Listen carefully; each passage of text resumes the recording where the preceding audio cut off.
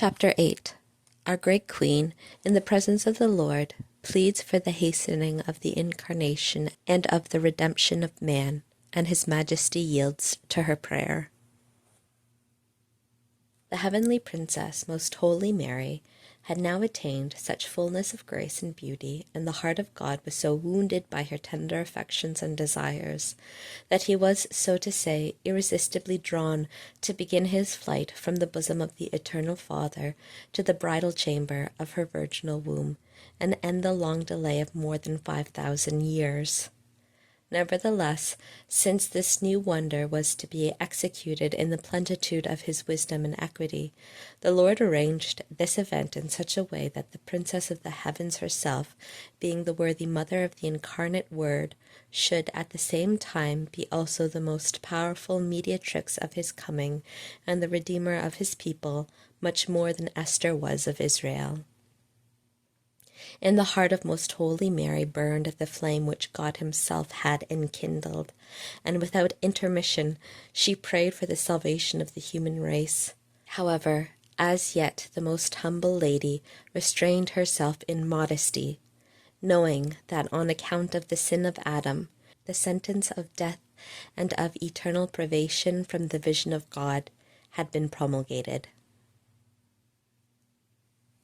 A heavenly strife thus arose in the most pure heart of Mary between her love and her humility, and lost in these sentiments, she repeated many times, "Oh, who shall be able to secure the salvation of my brethren? Oh, who shall be able to draw from the bosom of the Eternal Father his only begotten, and make him a partaker of our mortality? Oh, who shall oblige him to give to our human nature the kiss of his mouth, for which the bride asks him? But how can we, the children and descendants of the malefactor who committed the crime, ask for this favor? How can we draw him toward us, whom our fathers repelled? O my love, if I could but see thee at the breasts of thy mother, the human nature! O light of lights, God of the true God, would that thou descend, bending down thy heavens, and shedding thy light upon those that live sitting in darkness. Would that thou pacify thy Father, and by thy right hand, that is by his only begotten, hurl the proud Ammon, thy enemy, the devil, from his height. Who shall be the mediatrix, who shall draw from the celestial altar, as with tongues of gold, that ember of the divinity, for the purification of the world, as once did the seraphim, according to the word of the prophet Isaiah? This prayer most holy Mary repeated during the 8th day of her preparation, and at midnight, being wrapped and entranced in the Lord, she heard his Majesty responding to her, "My spouse and my dove, come, my chosen one, for the common law does not apply to thee. Thou art exempt from sin, and thou art free from its effects since the moment of thy conception. When I gave being to thee, I turned away from thee the sceptre of my justice, and laid upon thy neck that of my great clemency, in order that the general edict of sin might not touch thee. Come to me, and be not dismayed in the consciousness of thy human nature. I am he that raises the humble, and fills with riches those that are poor. Thou hast me for thy friend, and my liberal mercies shall be at thy disposal." These words our Queen heard intellectually, and, as in the preceding night, she presently felt herself raised by the holy angels bodily to heaven, while in her stead remained one of the angels of her guard. Again she ascended to the presence of the Most High, so enriched by the treasures of his graces and gifts, so fortunate and beautiful that she singularly excited the wonder of the supernal spirits. They broke out in praise of the Almighty, saying, "Who is this that ascends from the desert, overflowing with delights? Who is she that so attracts and compels her beloved as to bear him with her to the earthly habitation? Who is she that rises as the dawn, more beautiful than the moon, chosen as the sun? How refulgent doth she rise from the darkness of the earth! How is she so courageous and strong, being clothed in such fragile nature? How does she in her strength overcome the Almighty? And how comes it that the heavens, which are closed against the children of Adam, are thus thrown open to this singular woman, sprung from the same race? The Most High received his holy and chosen bride, Most Holy Mary, into his presence. Although this happened not in an intuitive but in an abstractive vision of the divinity, it was accompanied with incomparable favors of light and purification proceeding from the Lord himself, such as were especially reserved for this day. For they were so divine that, in our way of speaking, God himself, who wrought them, was astonished and was charmed with the work of his hand. As if entranced with love, he spoke to her and said, "Return, return, O Sulamitess, that we may behold thee. My spouse, my most perfect and beloved dove, pleasing in my sight, turn and advance toward us, that we may behold thee and be charmed by thy beauty. I do not regret to have created man, and I delight in his formation, since thou hast been born of him. Let my celestial spirits see how justly I have desired and do desire to choose thee as my spouse and the queen of all the creatures. Let them see what good reason I have to rejoice in this my bridal chamber, from whence my only begotten, next to that of my own bosom, shall derive the greatest glory.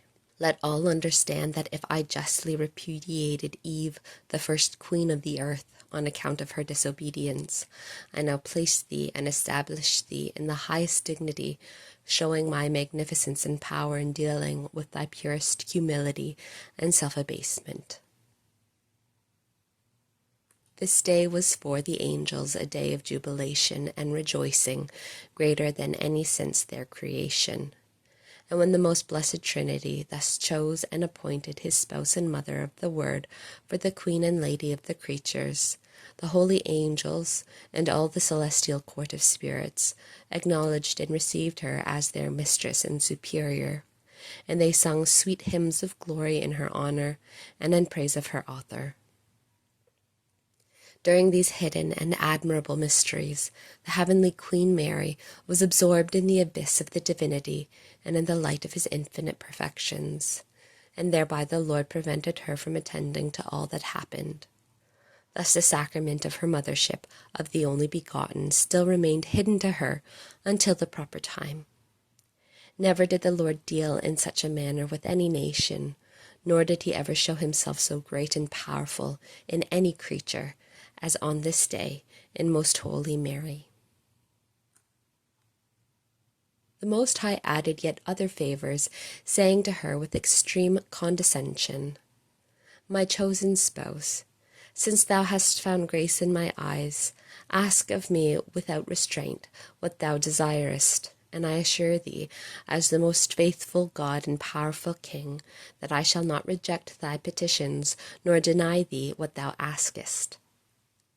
Our great princess humiliated herself profoundly, and relying on the promise and royal word of the Lord, and inspired with highest confidence, she answered, saying, "My Lord and highest God, if I have found grace in thy eyes, although I am dust and ashes, I will speak in thy divine presence, and pour out to thee my heart." Again his majesty assured her and commanded her to ask in the presence of all the heavenly court for whatever she desired, even if it were a part of his kingdom. "I do not ask, O Lord, for a part of thy kingdom in my own behalf," answered Most Holy Mary, "but I ask for the whole of it for all the race of men who are my brothers.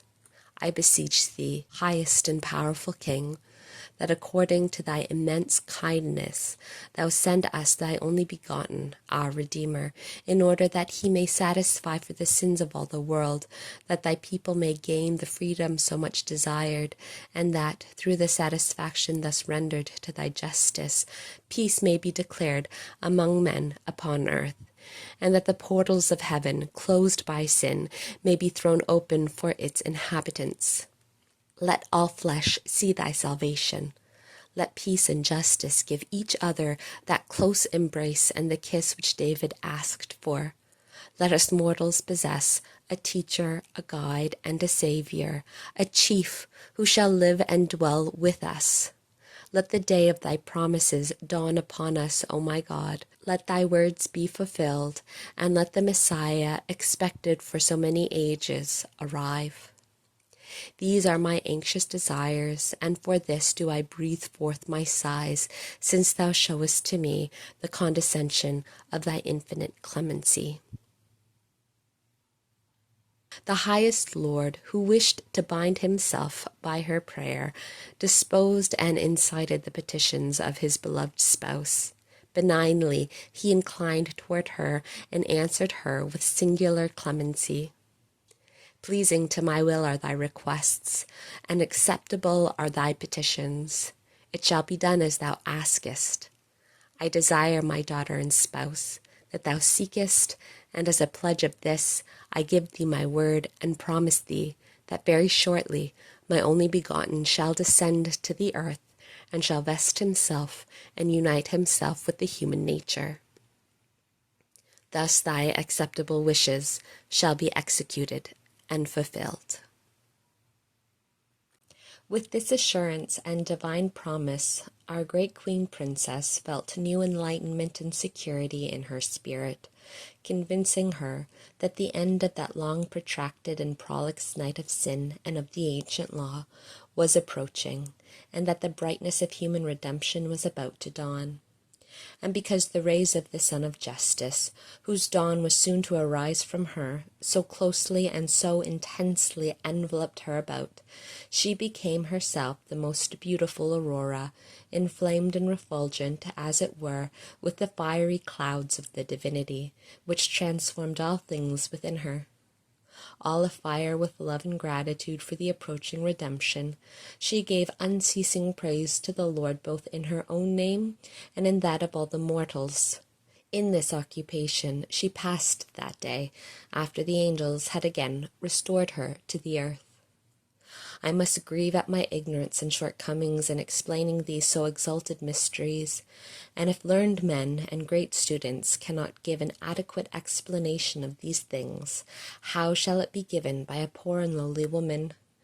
May my ignorance be supplemented by the light of Christian charity, and my presumption be atoned for by my obedience. Instruction which Most Holy Mary, the Queen, gave me. My dearest daughter, how far removed is worldly wisdom from the admirable operations of the divine power in these sacraments of the incarnation of the divine Word in my womb. Flesh and blood cannot reach them, and not the angels and seraphim, though they be of the highest. Nor can they know mysteries so deeply hidden and so far above the ordinary course of grace. Praise thou, my beloved, the Lord for them with incessant love and thankfulness. Be thou not any longer slow in understanding the greatness of his divine love and his readiness to benefit his friends and dear ones, whom he desires to elevate from the dust and enrich in divers manners. As soon as thou hast penetrated into this truth, it will oblige thee to thank him and incite thee to undertake the great things that become a most faithful daughter and spouse. And in order that thou mayest dispose thyself and be inspired so much the more, I remind thee that the Lord often says these same words to his chosen ones, Return, return, O Sulamithess, that we may behold thee. For he derives such a great pleasure from their deeds, as when a father rejoices in his beloved and well-behaved son, whom he looks upon many times with great affection, or as an artist when he beholds with pride the perfect works of his hands, or as a king who inspects the rich city which he has added to his dominions, or as one who is pleased with his much-beloved friend. There is only this difference. The Most High finds incomparably more delight than all these in the souls which he has chosen for his blessings, and in proportion as they dispose themselves and advance in virtue, the Lord also multiplies his favors and benefits. If the mortals that attain to the light of faith would enter into this truth, they would, merely on account of this complacence of the Almighty in their good deeds, not only preserve themselves from sin, but they would zealously engage in great works until death, and eagerly show their loving servitude to him, who is so liberal in rewarding, and so generous in his favors. When on this 8th day which thou hast described, the Lord in heaven spoke to me these words, Return, return, asking me to turn toward him, and allow the celestial spirits to look upon me, I was made aware that the pleasure which his divine majesty derived in beholding me by itself exceeded all the delight and complacency which he ever derived from all the most saintly souls in the height of their sanctity. In his gracious condescension he was more pleased in me than in all the apostles, martyrs, confessors, virgins, and all the rest of the saints. And this pleasure and complacency of the Most High overflowed and enriched my spirit with such an influx of grace and participation of the divinity, that thou canst neither understand nor explain it as long as thou art in the mortal flesh. But I tell thee of this hidden mystery, in order that thou mayest bless its author, and that, while yet thy exile from the fatherland continues, thou dispose and exert thyself in my place and name, to extend and reach out thy hands to great things. Give to the Lord the satisfaction expected of thee, and strive after it, thus earning his blessings, and soliciting them for thyself and thy neighbor with perfect charity.